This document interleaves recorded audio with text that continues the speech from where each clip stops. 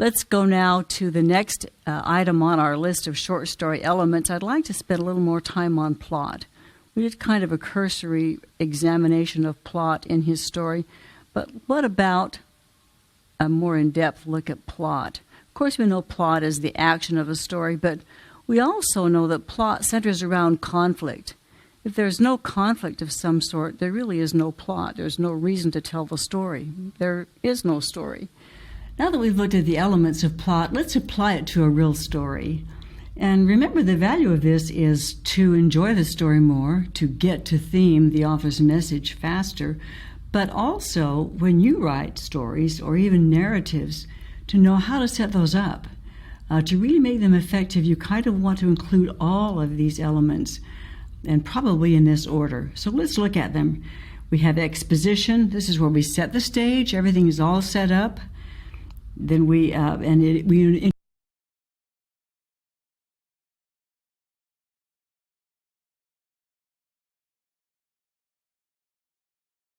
introduce the conflict there. Of course, there has to be a conflict. That's what the story's about. Then the action rises step by step by step. We have the climax, which is the emotional or the real high point of the story. We have the falling action, which is the aftermath of that climax. And then we have the resolution, which sometimes doesn't seem like a resolution, but that's how the story resolves. All right, let's look now at how this works in our story that we've read recently, A Great Mistake. Exposition, do you remember the points that the author set up for us? First of all, we have an Italian and a fruit stand, right? We have a babe who is investigating the fruit stand. And notice the author tells us it had thrilled him. That's an important piece of information. Just setting that out lets us begin to establish a conflict here, doesn't it? When he gazed at this Italian seated amid such splendid treasures, his eyes were filled with deep respect, worship, as if he saw omnipotence. Another important part of exposition, setting it all up so we can have a conflict here. The babe had never ventured very near to the stand. Okay, now that's all set. He's in awe of this Italian and of this wonderful fruit stand, but he's never ventured near it. That's important. Okay, we're all set. Ready? One day, however, as the babe was thus staring, the vendor arose and, going along the front of the stand, began to polish oranges. The breathless spectator moved across the sidewalk until his small face almost touched the vendor's sleeve. Here is the crux. This is the inciting incident. When we have a phrase like one day, however, doesn't that alert you? Oh, something's different. All the other days he had stood across the sidewalk and watched. One day now, something is changing. Important clue. Here we see he moved across the sidewalk and his face almost touched the vendor's sleeve. He's never even been across the sidewalk. Now we're rising action. He moves across the sidewalk. His face is almost touching the vendor's sleeve. For a time, he was a simple worshiper at this golden shrine. Watch how the author's building up this action now. Then tumultuous desires began to shake him. Notice our words, for a time, then, presently, into his head there came a little plan. Okay, first we're watching.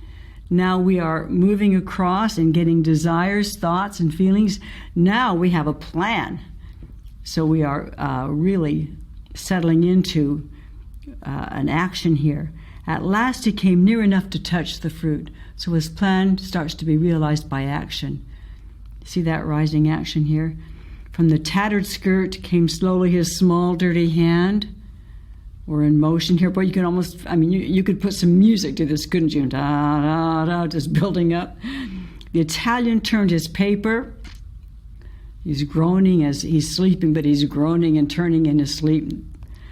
And sudden panic smote the babe. Notice the author's words here. Sudden panic smote the babe. So we're talking about something that's very intense, right? Otherwise, he would just say the babe was nervous or, gasp, but sudden panic smote the babe. Tells you that this is a really tremendous experience for this child. There was evidently a great debate in his mind. Notice here now, the author is telling us something. Not always will an author give you this much information, but he's telling you that there is a conflict here. This is almost directly telling us, isn't it? There's a great debate going on in his mind. His infant intellect had defined this Italian. Okay, this is why there's a debate. He thinks that this Italian will eat babes that provoke him. So he's really venturing out on a limb, isn't he? If he doesn't pull this off, he could be eaten. So this is quite a conflict, and this is quite a drive for him to venture, even in the midst of being eaten, to carry out his plan. He again put forth his hand, and the rapacious fingers closed around over a round bulb. There's the climax.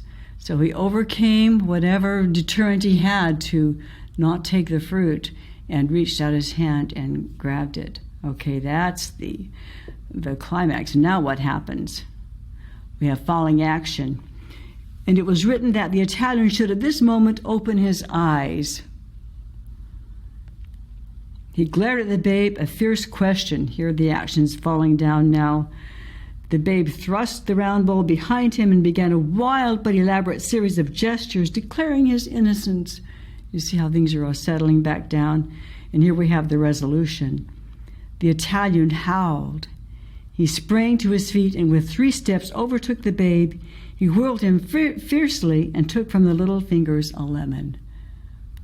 All right. And so is that a resolution? Well, it's a resolution to this story. And why did it end like this? Maybe that has something to do with the author's message. So as you go back now and look at this story in terms of the plot, be thinking about how does plot set up the author's message.